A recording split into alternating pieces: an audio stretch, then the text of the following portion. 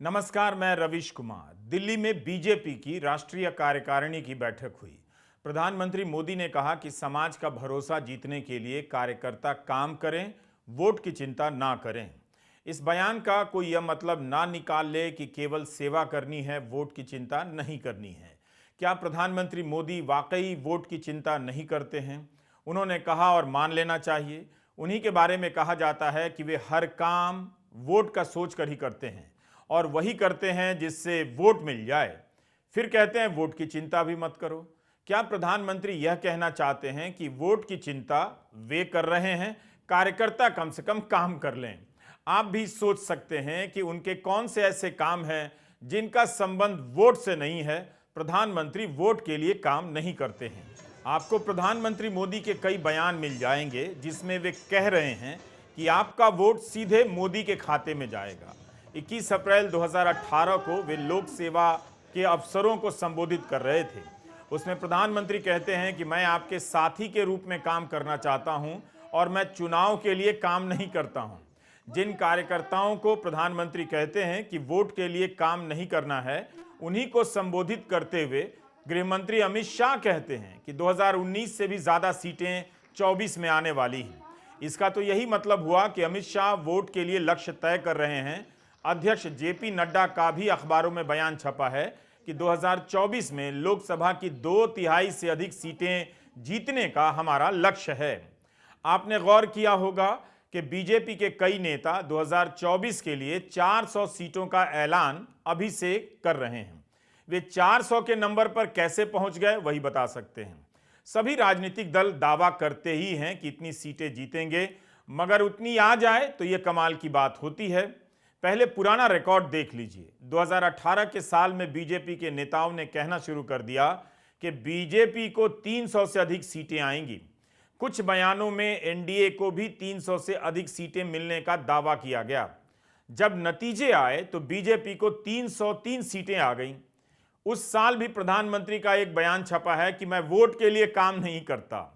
क्या यह मतलब निकाला जाए कि जब भी प्रधानमंत्री कहें कि मैं वोट के लिए काम नहीं करता, तब वे वोट के लिए ही काम कर रहे होते हैं? इसलिए जब इस बार कहा जाने लगा कि वोट के लिए काम नहीं करना है और 400 सीटें आ जाएंगी, तब आप दोनों में से किस बयान को गंभीरता से लेंगे और किस बयान को हल्के से लेंगे, तय नहीं कर सकते। कई नेताओं के बयान मिल जाएंगे जो छपे भी हैं कि 24 में 400 से अधिक सीटें बीजेपी को आने वाली हैं। क्या इस बार 400 सीटें वाकई आने वाली हैं? ऐसा नहीं है कि बीजेपी ने अपने मिशन के लिए जब भी जितना तय किया उतने ही नंबर आ गए। कई चुनावों में हो चुका है कि बीजेपी हार भी गई है। जितनी सीटों का दावा किया करती थी उससे कम सीटें मिली। बंगाल विधानसभा चुनाव में अमित शाह ने कहा कि 200 से अधिक सीटें आएंगी, मगर आई 77। लेकिन इन सब के बाद भी बीजेपी के नेता चुनाव आते ही फिर से सीटों की संख्या को लेकर दावा करने लग जाते हैं और दूसरे दल भी करते हैं। ऐसा करना बिल्कुल गलत भी नहीं है, मगर वोट के लिए काम न करने की बात एक हद के बाद जचती नहीं है। जनता तो आखिर वोट ही देने जाती है। आदरणीय प्रधानमंत्री जी ने एक प्रकार से यह बताया कि भारतीय जनता पार्टी अब केवल राजनीतिक आंदोलन भर नहीं है, तो उसका रूपांतरण एक सामाजिक आंदोलन में हुआ है, जो समाज के सामाजिक आर्थिक परिवर्तन के लिए काम करने वाला, कार्य करने वाला उपकरण इस रूप से आज कार्य कर रही है और उसी अनुरूप हमारे कार्यकर्ताओं ने भी काम करना चाहिए। कई अखबारों में एजेंसी के हवाले से प्रधानमंत्री का यह भी बयान छपा है कि भाजपा अब केवल राजनीतिक आंदोलन नहीं है, सामाजिक आर्थिक हालात बदलने का आंदोलन भी है। सवाल है कि सामाजिक आर्थिक हालात बदलने का यह कौन सा आंदोलन है कि 8 साल सरकार चलाने के बाद भी भारत के 80 करोड़ लोग मुफ्त अनाज पर निर्भर हो गए हैं। खुद प्रधानमंत्री का बयान है, हर राजनीतिक दल का लक्ष्य होता है कि हाशिए के लोगों को मुख्य धारा में लाएंगे, लेकिन यहां तो मुख्य धारा ही उन लोगों की है जो अनाज खरीदकर नहीं खा सकते।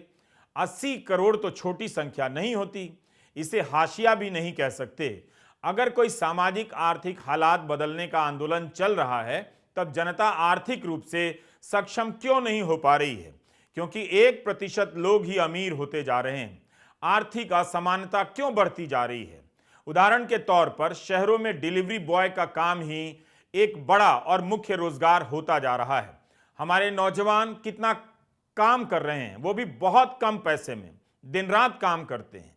क्या इतनी कम कमाई में वे सामाजिक और आर्थिक हालात बदल रहे हैं?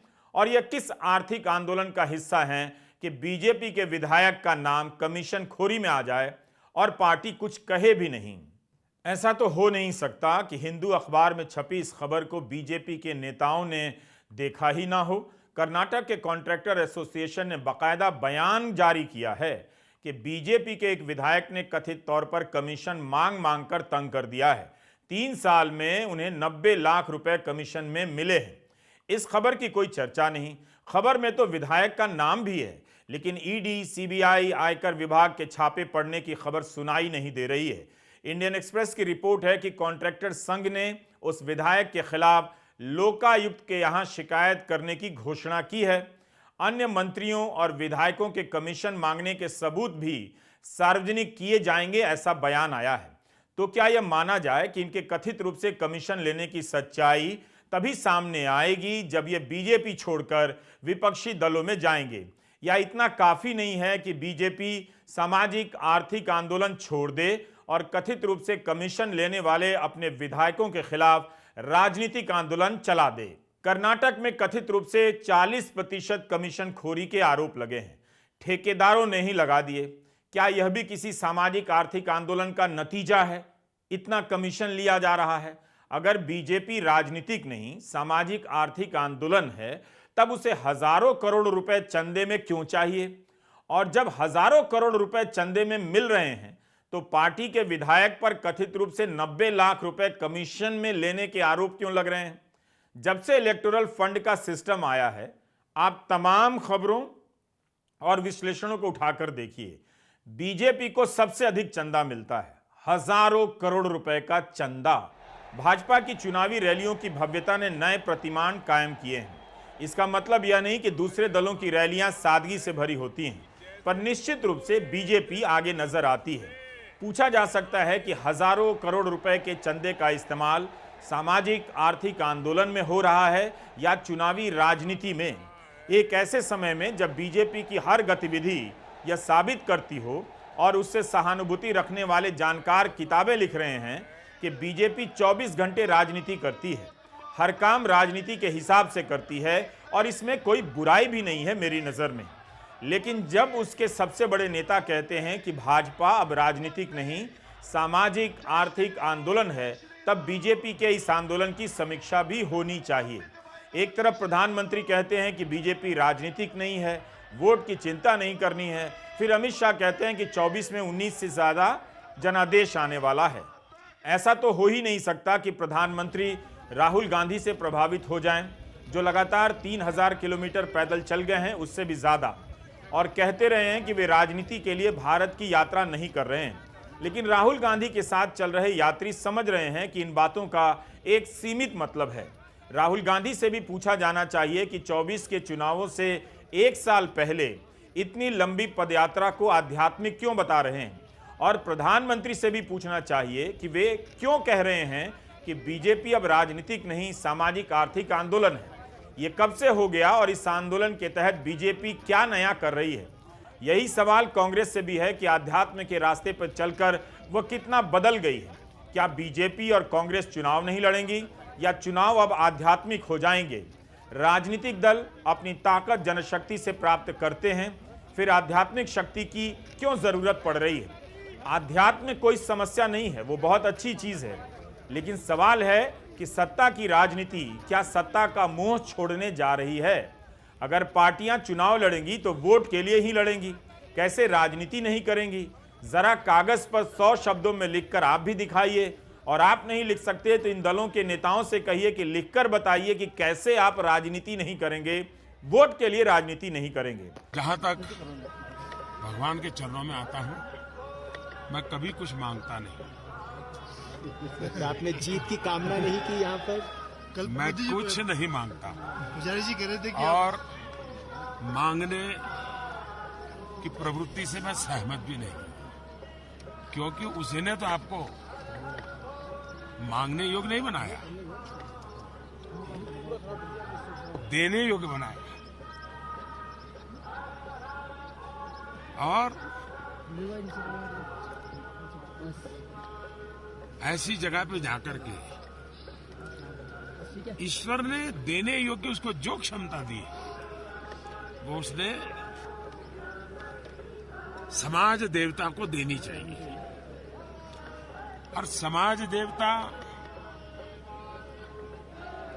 अध्यात्म देवता, उसका मिलन निरंतर बना रहता है। एक बात मुझे बहुत गहराई से समझ आ गई है कि ये जो लड़ाई है ये एक्चुअली राजनीतिक लड़ाई नहीं है। सुपरफिशियली ये राजनीतिक लड़ाई है। जब हम बीएसपी से लड़ते हैं या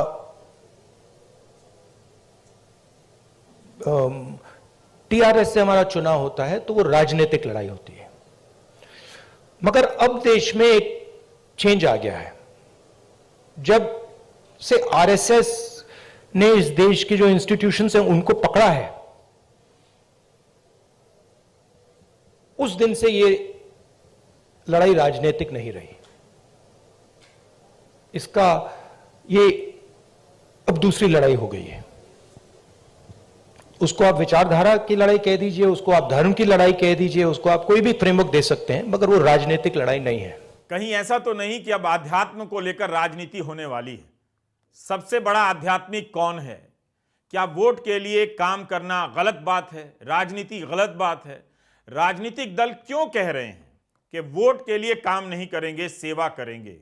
जनता उन्हें वादों को पूरा करने के लिए और प्रशासन को बेहतर बनाने के लिए वोट करती है। क्या सामाजिक आर्थिक आंदोलन या आध्यात्म का असर प्रशासन पर भी पड़ रहा है? कहीं ऐसा तो नहीं कि राजनीतिक दल अपनी विश्वसनीयता को लेकर चिंतित हैं? जनता समझ गई है कि जब आते हैं वोट के लिए ही आते हैं और होता कुछ खास नहीं, इसलिए वोट के लिए राजनीति नहीं करते हैं का जुमला चलाया जा रहा है। यह भी सोचिए कि अगर सभी दल आध्यात्मिक हो गए तब तो फिर सरकार भी आध्यात्मिक हो जाएगी।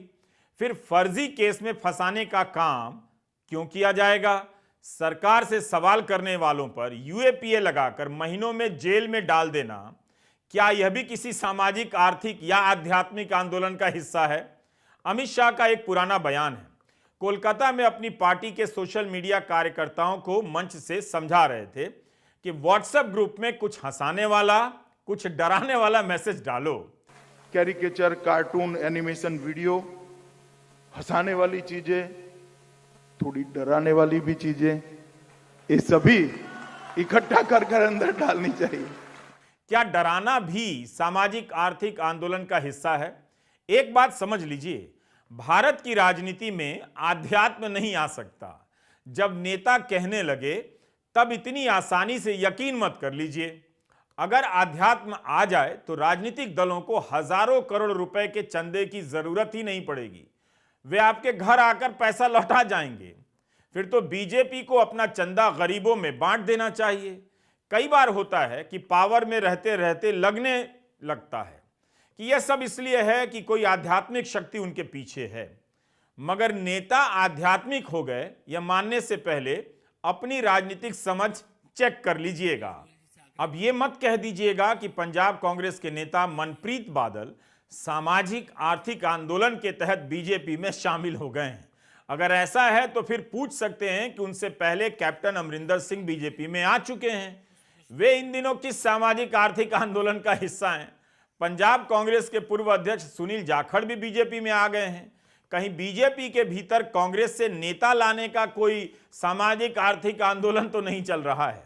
महाराष्ट्र में ही शिवसेना तोड़ दी गई। शिवसेना से अलग हुए दल को बीजेपी सपोर्ट कर देती है, सरकार में आ जाती है। क्या यह भी किसी सामाजिक आर्थिक आंदोलन का हिस्सा था? अजीब दौर है। कहीं ऐसा ना हो कि आप बेरोजगारी, महंगाई, कम वेतन की नौकरी और खराब शिक्षा को लेकर सवाल पूछने गए और नेताजी ने कह दिया कि हम तो अब आध्यात्मिक हो गए हैं, राजनीतिक तो रहे नहीं। देश में अमृतकाल चल रहा है और सांसद जहरीली बातें कर रहे हैं। उसी तरह से जनता गरीबी की तरफ धकेले जा रही है और नेता आध्यात्मिक होने लगे हैं। असल में राजनीति में धर्म का इस्तेमाल इतना हो चुका है कि अब आध्यात्म की खोज की जा रही है नए आइटम के रूप में, ताकि आपके बीच नेता किसी दैविक शक्ति के रूप में आ सकें, ताकि आप उनसे सवाल ना कर सकें।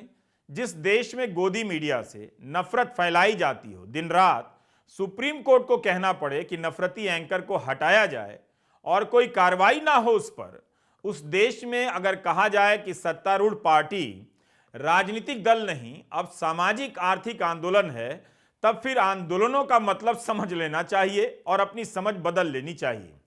किसान आंदोलन से किए गए वादों को याद दिलाकर पूछना चाहिए कि जो असल में आंदोलन है उनसे किए गए वादों का क्या हुआ। आपको याद है कि प्रधानमंत्री ने किसानों से क्या वादा किया था आंदोलन खत्म करने से पहले? याद रखा कीजिए। नमस्कार, मैं रवीश कुमार।